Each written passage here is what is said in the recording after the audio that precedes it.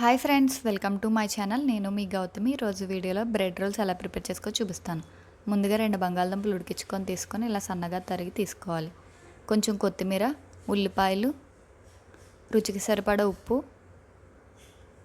1 table spoon కారం, 1/2 tablespoon garam masala, 1/2 tablespoon అల్లం వెల్లుల్లి paste, 1/2 tablespoon chaat masala add చేసుకొని అంతా కలిసేలాగా మిక్స్ చేసుకొని పక్కన పెట్టుకోవాలి.